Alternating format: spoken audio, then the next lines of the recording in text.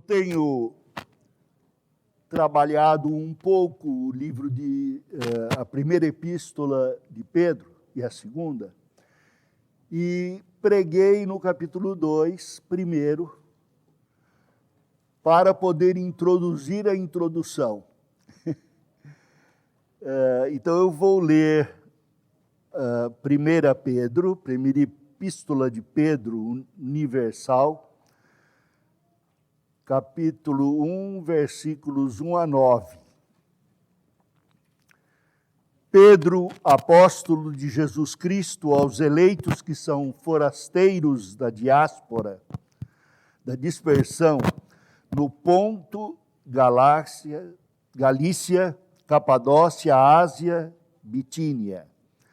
Eleitos segundo a presciência de Deus, Pai, em santificação do Espírito, para a obediência e a aspersão do sangue de Cristo, do sangue de Jesus Cristo, graça e paz vos sejam multiplicadas.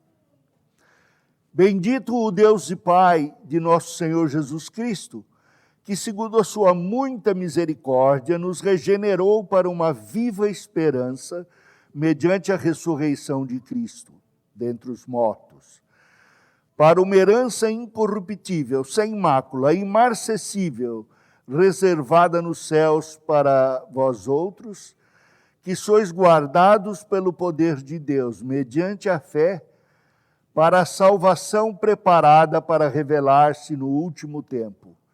Nisto exultais, embora no presente, por breve tempo, se necessário, sejais contristados por várias provações, para que, uma vez confirmado o valor da vossa fé, muito mais preciosa do que ouro perecível, mesmo apurado pelo fogo, redunde em louvor, glória e honra na revelação de Jesus Cristo. A quem não havendo visto, há mais, pelo qual, vendo agora, mas crendo, exultais com alegria indizível e cheia de glória, obtendo o fim da vossa fé, a salvação da vossa alma. Pai amado, guia-nos então no estudo da Tua palavra, para que a nossa vida exiba a glorificação da Tua imagem e o valor da fé. Em nome de Jesus. Amém. Quando a gente vai estudar Pedro, acontece alguma coisa gozada. Pedro diz numa de suas cartas que Paulo escrevia coisas difíceis de ler. E agora a gente vai ler Pedro e é igual ou mais difícil. E isto porque o Espírito Santo é o autor sobre o autor humano. E ele escreveu de forma que todos pudéssemos entender. Quando achamos as coisas de Deus difíceis, é porque somos resistentes à palavra de Deus. Se fôssemos mais prontos a ouvir e atender, nós teríamos bênçãos imensas na nossa psique, na nossa mente, no nosso coração, e tudo isso traduzido não está dando para... Então vamos... Todo mundo pensando que eu estava gago.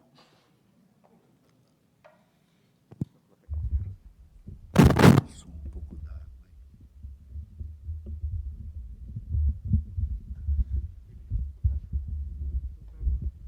Aqui no chão.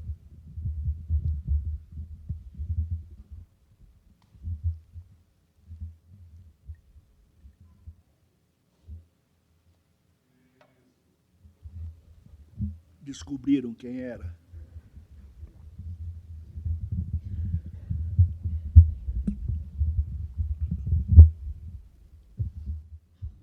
Como eu dizia então, estaríamos mais prontos a ouvir a palavra de Deus se não resistíssemos tanto no nosso coração. É sobre isso que Pedro vai comentar. Ele quer que atendamos a um chamado.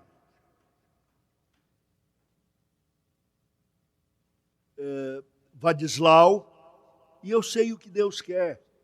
Se ele disser Vadislau Martins Gomes, eu fico tremendo de medo. Mas se eu ouvir de Deus, filho meu, eu cedo a todo o problema, por mais temor que eu tenha, por mais rebeldia que eu tenha. Mas não é o que ocorre nos nossos dias. Nós somos prontos a fingir, a dissimular, a mentir. Uma vez, para demonstrar isto, hoje em dia não faço mais, quando era jovem fazia, eu me aproximava de alguém que estivesse ouvindo na igreja e dizia: por que você está me olhando? A primeira resposta da pessoa: não estou olhando para ninguém. Mas estava. É que, ao dizer por que você está me olhando, a pessoa recebeu um outro tipo de pergunta. Um tipo de pergunta: o que você está fazendo de errado? E reagimos assim. Eu faço isso com o telefone. Lembra daquele telefone que fazia ringue? Era só ouvir o telefone tocando e eu achava, vai ser cobrança. Hoje em dia eu falo, telefonema de uma terceirizada da Vivo. Eu não gosto, eu tremo. Ou então alguém vai dizer que eu fiz alguma coisa errada. O telefone toca e eu já penso, o que eu fiz de errado? Nós temos este chamado na nossa cabeça. Cada um tem e conhece o chamado. E os chamados do mundo, às vezes, superam o chamado de Deus. E Pedro queria que eles entendessem esse chamado. Então, primeiro ele vai conversar sobre a finalidade do chamado. Pedro, apóstolo de Jesus Cristo, olha, ele se chama de apóstolo. Pedro, apóstolo de Jesus Cristo. Aqui nesta carta, ele não faz o que normalmente Paulo fazia nas suas epístolas. Paulo, chamado apóstolo de Jesus Cristo, por vontade de Deus nosso Pai. Aqui ele não coloca neste lugar a autoridade, ele apenas diz, Pedro, apóstolo. E ele quer ser reconhecido como apóstolo pela igreja. Lembram-se de que apóstolos foram 12, um deles deixou de ser, outro foi eleito, mas nós temos esta coleção de apóstolos, cujo chamado cessou quando eles morreram. Agora há outros que fazem papel de apóstolos, não são chamados de apóstolos, são aqueles que zelam pela doutrina e a condução da igreja. São muitos. Têm a função, mas não têm nem o título, nem têm a mesma relação com Deus. Jesus lhes deu autoridade até para fazer milagres. Hoje nós estamos sob a autoridade de Deus. Oramos pedindo que Ele cure. Oramos pedindo que Ele faça até o impossível. E Ele resolve se vai fazer ou não. Mas estamos sob a autoridade. Não temos a autoridade de ordenar as coisas. Nem de ordenar na vida de outras pessoas. Somos conduzidos pelo chamado do Espírito Santo. E ele escreve, então, aos eleitos que são forasteiros da dispersão. Gozado, 3 palavras para identificar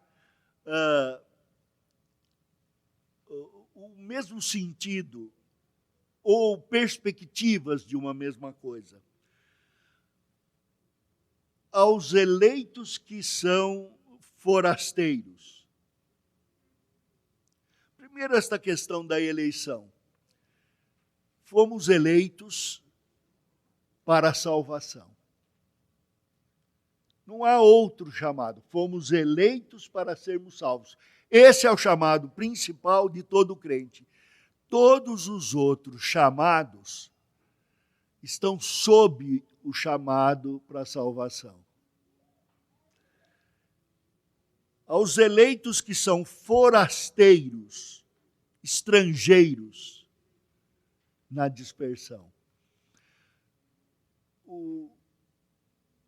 Desde que Adão e Eva foram expulsos do Éden, lá era a terra deles. Nacionalidade, escrevi, edênica. Expulsos do Éden, eles passaram a ser estrangeiros em toda a terra, por onde foram. É claro que os homens tentam fincar estacas do seu lugar. Eles constroem casas, constroem muros, constroem defesas, mas são estrangeiros no lugar que tiver. Interessante, eu gosto muito de colecionar nomes, mas eu coleciono nomes da minha família. Então eu tenho lá 10 gerações de um lado, 12 de outro, 26 de outro. Mas eu sou brasileiro que sou brasileiro. O primeiro da minha família aqui no Brasil está enterrado na Igreja da Sé, que é o índio Tibiriçá. E dele a Bartira. Então eu sou índio, eu sou brasileiro, mas alguns portugueses começaram a entrar na... Aliás, João Ramalho já era português, filho da dona Cabeça de Vaca. E se for construir a minha vida, reconhecer meu DNA, eu sou de tudo. Tem gente da África, tem gente da Espanha, tem gente de Portugal. De Portugal tem a dar com pau. Nenhum deles foi cidadão pleno da terra em que nasceu e em que viveu. Todos eles foram expulsos de onde deviam estar. E pecadores vivem vagueando, se não por terras, vivem vagueando por imaginações, por soluções do seu problema. Os cristãos, quando se convertem, passam a ter uma nação nova.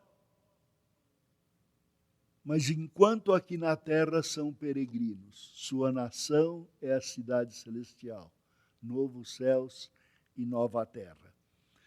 E estes forasteiros, esses eleitos, além de serem forasteiros na terra em que nasceram, foram expulsos de lá. E Pedro escreve para aqueles que foram dispersos e ocuparam a Ásia. Então ele diz, na dispersão, no Ponto e Galácia. Pensem numa faixa em cima da Ásia, tem o Ponto, tem a Galácia, depois a Capadócia, Ásia e Bitínia. Todo esse povo, quando ele se refere à Ásia, é a Ásia Menor. Todo esse povo, ele diz, eleito segundo a presciência de Deus Pai.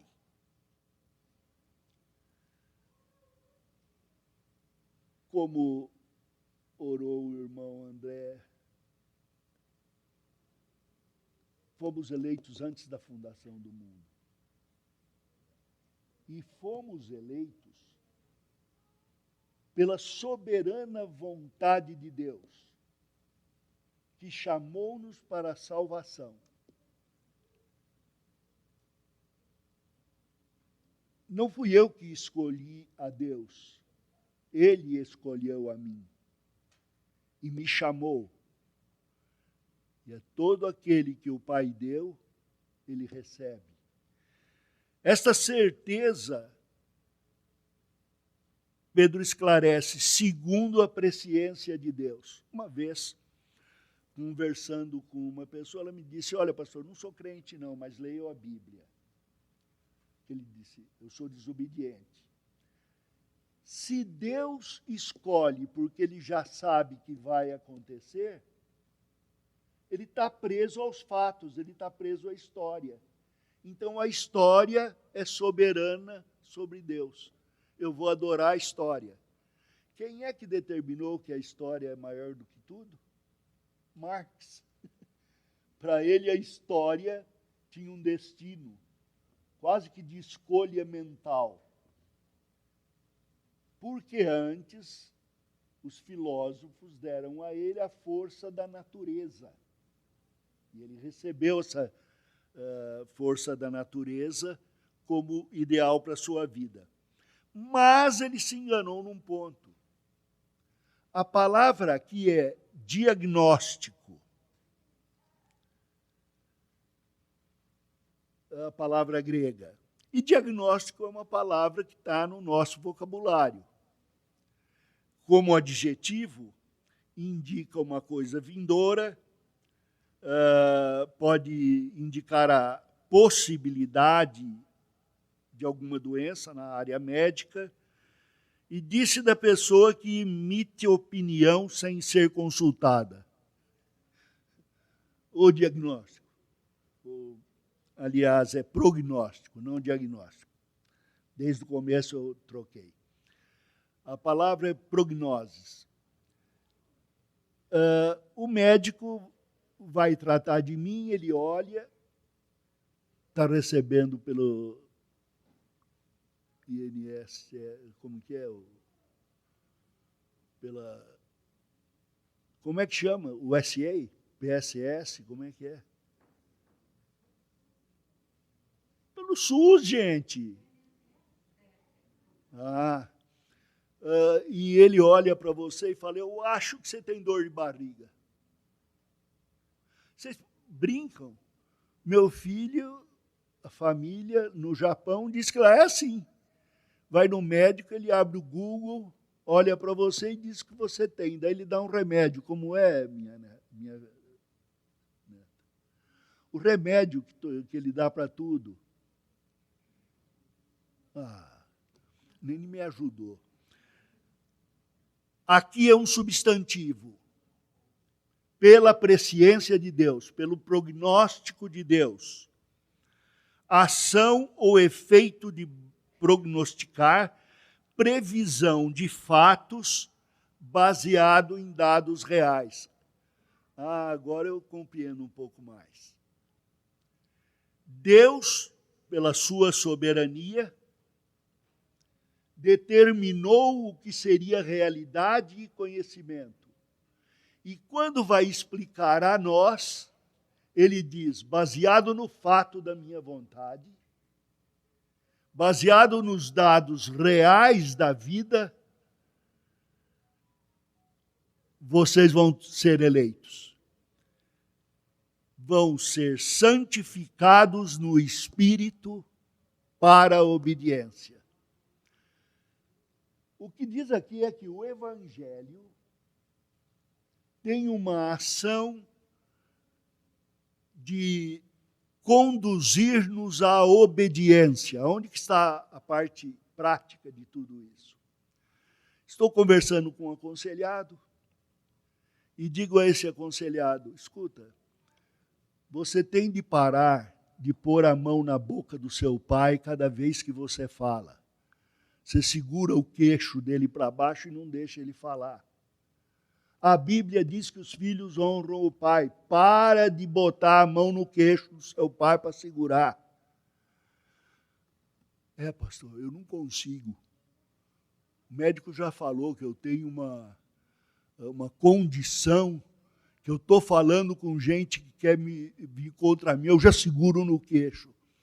Mas a Bíblia diz que não pode. Pastor, eu não aguento. Pastor, eu vou mudar de religião. Tem uma religião que diz, os filhos desobedeçam os pais, vou mudar para ela. Porque a desobediência está em nós. Traduzam isto, essa historinha impossível que eu contei, para os seus problemas. A Bíblia diz para você ouvir antes de falar. Você faz isso? Como que você ganha o coração de uma pessoa? Vai lá e fica falando no ouvido dela. Você que não tem zumbido no ouvido não sabe como isso é ruim. Ficar trombetando aí. Para, olha para a pessoa e deixa ela falar. Na hora que ela esvaziar, você fala. Outro caso, entenda primeiro o que a pessoa está falando. Lá em casa é gozado. Beth é surda e eu falo baixo. Aí eu pergunto para ela está na cozinha, eu na sala, não é muito distante, é o mesmo ambiente. Eu pergunto, tem café? Ela fala, sim, eu tenho fé. Fica brava porque disse que eu não tenho. Entenda o que a pessoa está falando, entenda a motivação da pessoa. Às vezes a sua cara está tão irônica ou tão brava que eu reajo. Às vezes é a minha, mas a minha vocês perdoem. São os anos, são as coisas. Eu preciso ser perdoado. Entendam o meu problema. Agora eu preciso entender o seu. Se é pecado, se é força.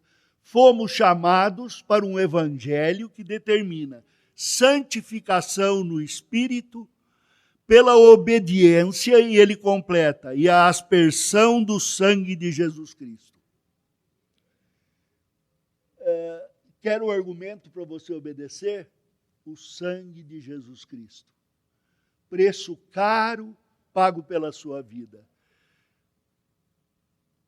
Diz o salmista que os meus pecados são tantos e tão graves que, ajuntando todas as riquezas do mundo, não poderiam pagar a minha salvação, a minha redenção. Mas o Senhor veio, assumiu a minha humanidade e pagou uma enormidade infinita para que eu fosse santo. E não fora de mim. Não é dizendo assim, fulano ama tanto você, ama ele de volta. Não, o Espírito Santo habita em mim para que eu seja obediente, para que o meu todo se curve, minha alma, meus movimentos, minha voz, que tudo mude para obedecer à instrução do Evangelho. Aí ele diz, graça e paz vos sejam multiplicadas. Que Deus dê graça para todos vocês e a paz que Cristo fez pelo seu sangue habite em todos para que façam a paz. Imagine que você pecou contra mim. Eu não peco contra você, tá? Eu sou santo. Você pecou contra mim. O que a Bíblia diz para fazer? Vai e argui-o. Não, mas eu não sou disso. Eu não sou de chegar na pessoa e fazer cobrança. Prefiro ficar quieto em casa. Quieto em casa tem um cara que vai lá com você. O diabo. Sabe quando a mãe põe a criança de castigo virada para a parede? Alguém vai sentar junto com ela. Se você for sentar junto com ela, abraçar até que ela se arrependa, ela compreenderá o seu amor. Quando afastada, ela vai se sentir um estorvo. Então eu chegarei em você, mesmo que eu tenha medo. E disse, olha, você pecou contra mim. E você vai dizer, mas você pecou contra mim também. Eu falei, então vamos ambos orar a Deus, pedindo que o sangue dele faça paz entre nós, porque não podemos quebrar a unidade do corpo de Cristo, pelo seu sangue. E haja graça Às vezes eu peço graça, outras vezes de tanto medo eu falo misericórdia. Mas ele também. Mas ele há de colocar isso no nosso coração. Também, depois da finalidade do chamado, vem a finalidade da própria redenção. Ele diz, num canto bonito, bendito o Deus e Pai de nosso Senhor Jesus Cristo, que segundo sua muita misericórdia, nos regenerou para uma viva esperança mediante a ressurreição de Jesus Cristo dentre os mortos. Quando eu peco e continuo a pecar, eu tenho medo de chamar Deus de bendito. Às vezes na minha oração eu falo, Deus, quero confessar, mas não consigo, ajuda, que teu Espírito me mova. Mas quando eu confesso o meu pecado, eu trago a prática do sangue de Cristo para a minha vida. Quando eu oro confessando a Deus, sai louvor da minha vida, porque Ele me purificou.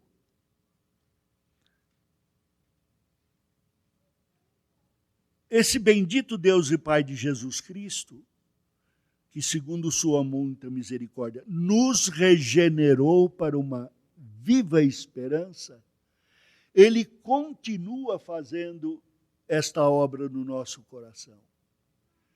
A nossa única esperança na vida é viver um pouco mais, porque a morte é certa.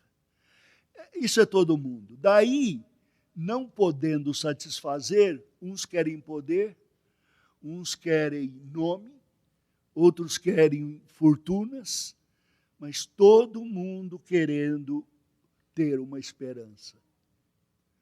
Ele nos dá uma viva esperança. Qual? De que nada nesse mundo pode causar o pior em nós.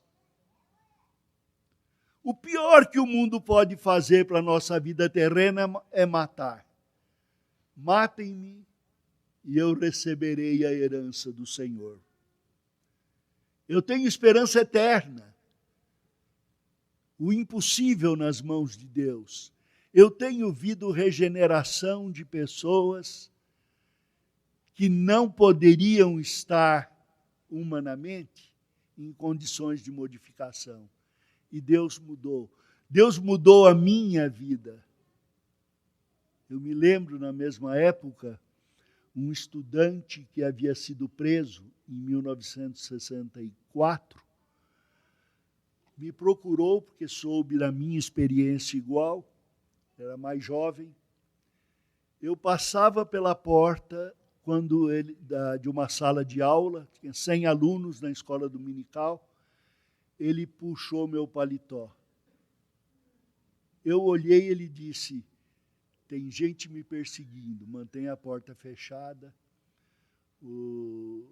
deixa a porta do seu carro aberta e eu entro. E eu sabia quem era. Era o irmão do meu colega de trabalho. Eu era missionário entre os judeus e a Pele estava trabalhando comigo. Conversamos muito naqueles dias. Finalmente, nós o levamos para ser julgado em Juiz de Fora, Justiça Militar, sob acusação de assalto a banco, onde havia ocorrido uma morte. Quando foi apresentada uma foto, eu orei a Deus para que se esclarecesse. O advogado dele colocou uma lupa em cima da foto. E não era ele.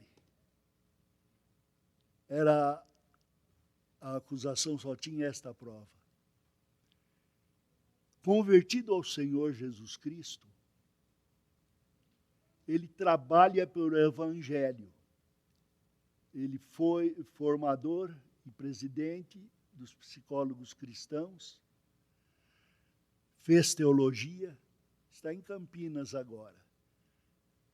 O Senhor regenera. Homens que as esposas não acreditavam mais se curvaram na frente do Senhor. Uma vez, uma mulher foi a um culto onde eu pregava, na Igreja Batista de São Cristóvão,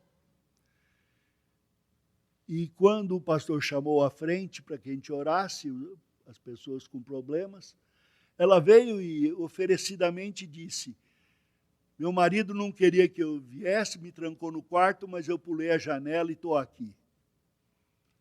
Antes de orar, e ela falou: o que o senhor disse para mim? Ela pediu. Aí, antes de orar, eu disse: a senhora, depois da oração, volta para casa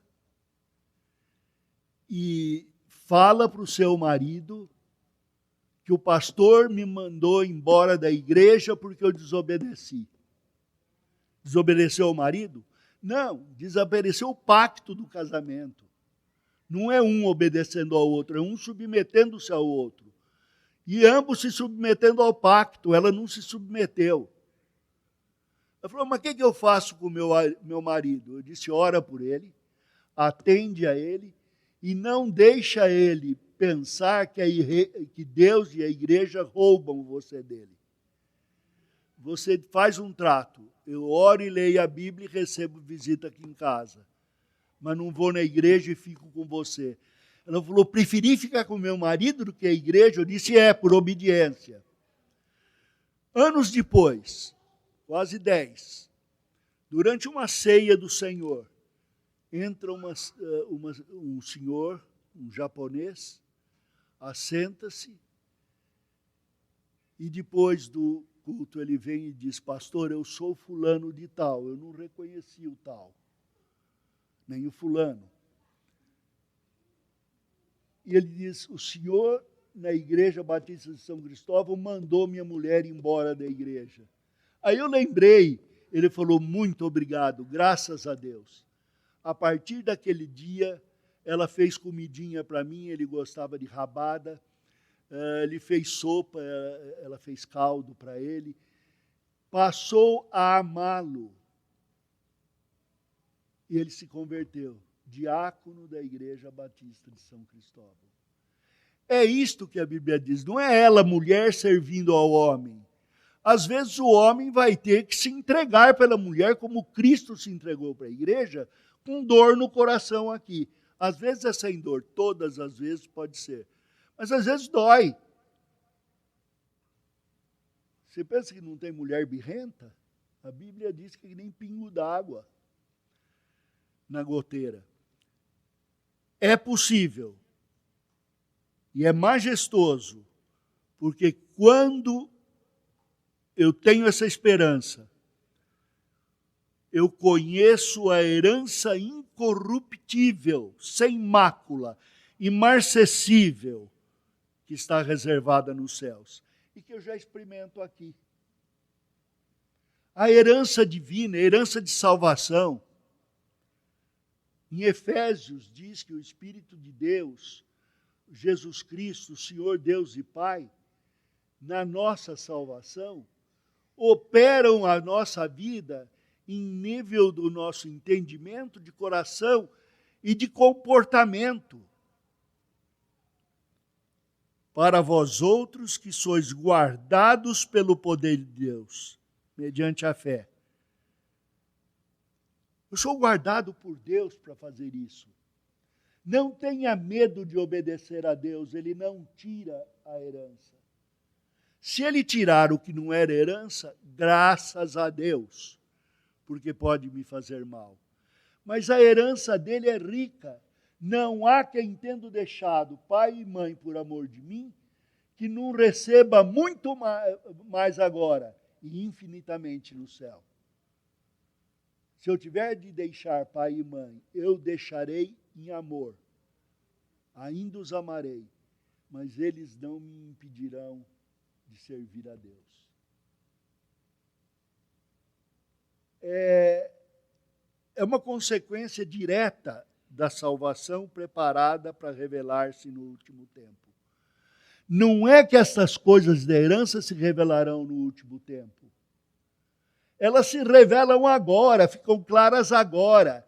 E eu as compreenderei e executarei totalmente nos céus. Eu não sei como é que vai ser no céu, tá? Tudo que eu falar será ficção científica. Mas Jesus apareceu num lugar e logo depois no outro lugar e foi sem abrir a porta. Será que o corpo glorificado dele tem outra maneira de se conduzir? Se tiver, ele promete que eu terei. Isso é fantástico.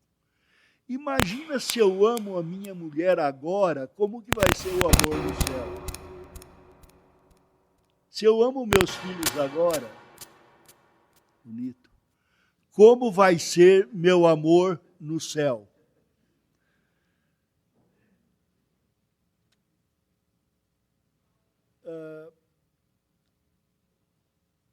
Agora, para que compreendam, veja bem, ele está falando assim, vou mostrar para você o chamado, mostrar o que é a redenção, e agora eu vou mostrar o que é a fé.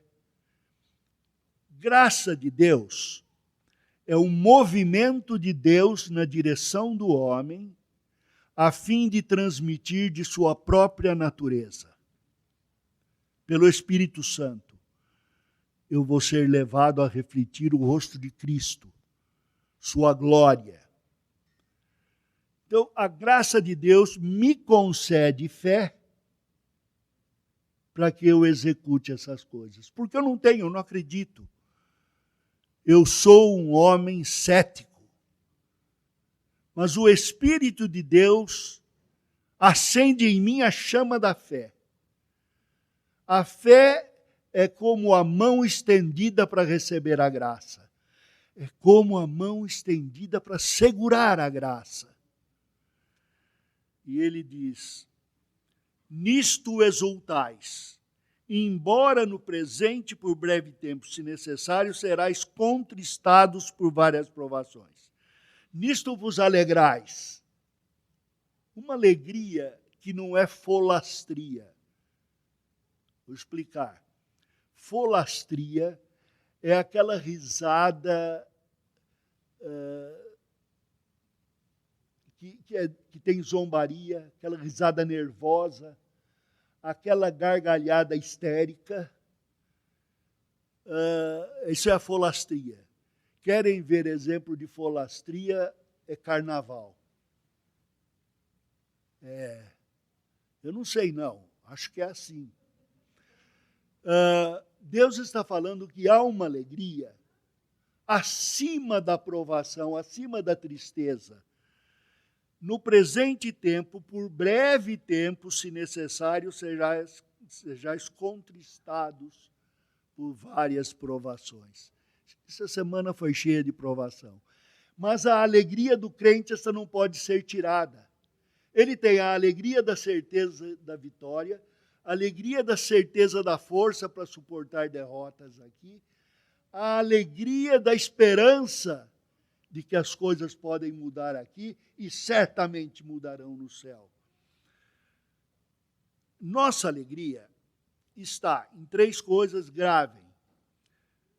Fé, crença. Existe uma fé que é crença, nossa crença. O sistema da nossa fé. Temos os que elaboraram suas teologias, compararam, um criticou o outro. O Espírito Santo ilumina nosso pensamento para descobrirmos o que está coerente com a palavra de Deus, e esta é que é importante. Temos de Deus o nosso sistema de fé nos credos, creio em Deus Pai Todo-Poderoso, Criador do céu e da terra. No início da nossa igreja, nós tínhamos escrito aí na ordem do culto a leitura de confissões de fé, a leitura de catecismos, para a gente aprender o que é que devemos crer. Porque o que nós queremos crer é outra coisa.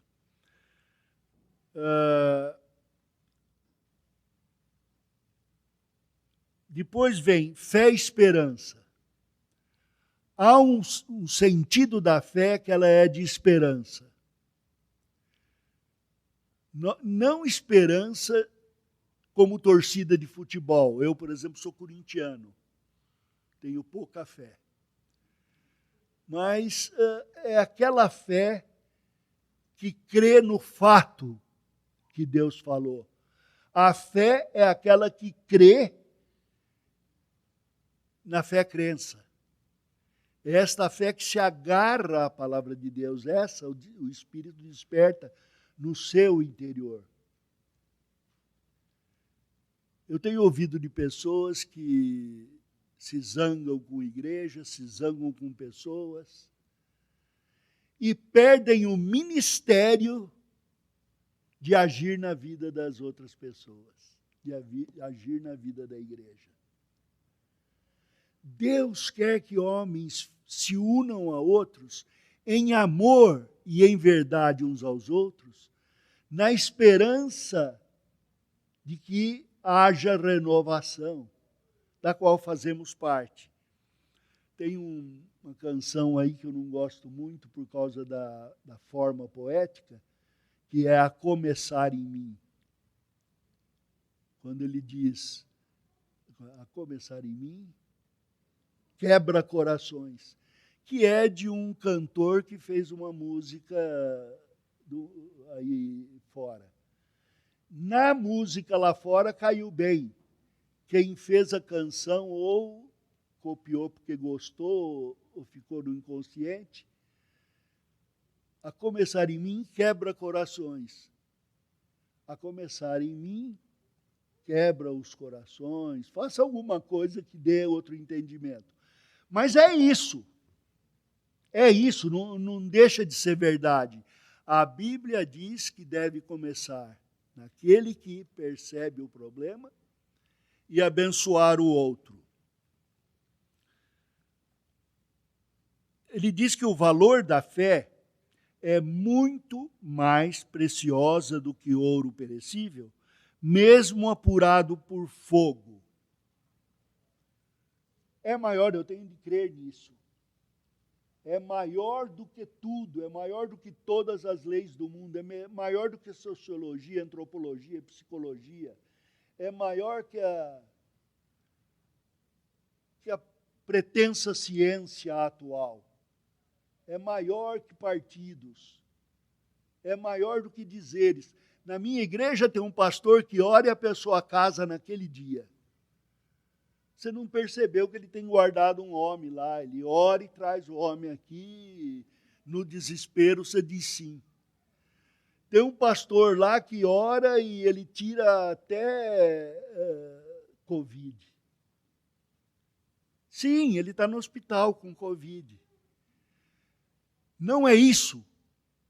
Nós falamos a respeito de uma fé que tem força para passar pelos problemas, uma fé que resiste à tentação, uma fé que confronta Satanás, e uma fé que especialmente, ele diz, o qual não tendo agora visto, mas crendo, exultais com alegria indizível cheia de glória. Esse é Jesus Cristo a quem amamos sem ver. Nós temos um amor que nos faz esperar por toda a vida. E se Ele for o amor que esperamos toda a vida, Ele será eternamente presente no nosso coração, nossa atitude. A obtenção do sangue de Cristo aplicado à nossa vida é a última parte que ele cita como o pastor Heber explicou, há um antítipo lá no Velho Testamento, que são todos sombra do que havemos de ter e de crer. E creio que ao sair do Éden, Caim deve ter prestado culto correto ao Senhor, dependendo do Senhor, do que o Senhor provia para a redenção, e não do que ele tinha. Deixa eu ilustrar. Enquanto Abel teria pego um animal e sacrificado com o pensamento deste, nem a minha morte paga o meu pecado. Eu estou sacrificando esse animal como símbolo de que estou disposto a me sacrificar. Mas usando o que o Senhor deu, não o que eu dou. Já Caim foi lá com um caminhão, fenemê, daqueles grandão, e tinha uma abóbora de 1 metro, pepino de 3 metros, tomate de diâmetro quase 50 centímetros, levou o melhor que ele plantou na horta dele. E Deus disse, nem tudo que você trouxer aqui poderá pagar o seu pecado. Aceito o sacrifício de Abel, mas não aceito o seu sacrifício. Bem, não sei se foi assim, mas que desenvolveu dessa maneira no restante da Bíblia, os pais sacrificaram. O Senhor ordenou o sacrifício no templo. Havia várias festas em que exigia sacrifício para finalmente ocorrer em Cristo a oferta do seu sangue na cruz, que diz Hebreus, nos traz a paz. Somos chamados à cruz de Cristo para contemplar duas coisas. Nosso corpo devia sofrer, padecer, a transformação em pó. Terra é terra, pó é pó, para a terra voltarás. Mas o Senhor foi à cruz e deu seu corpo de um espírito imortal, para ser sacrificado em nosso lugar. Assim eu não preciso sofrer estas dores.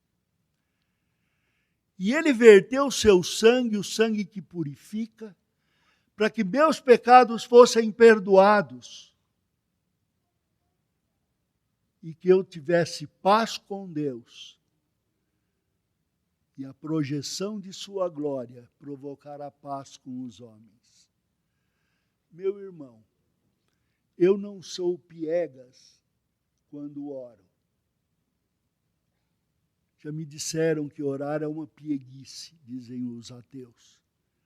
Quando eu oro, eu sei que Deus existe e que está ali. E quando eu confesso o meu pecado, qualquer que seja, por maior que seja, por menor que seja, eu sei que o sangue de Cristo me purifica e me perdoa de todo o pecado. Isto terá toda a ação do seu chamado. Você foi chamado para se humilhar diante de Deus, para que em tempo oportuno Ele os exalte. E este chamado tem providência. O Espírito o aplica na minha vida. E eu tenho a vitória pelo sangue do meu Salvador. Bendito seja.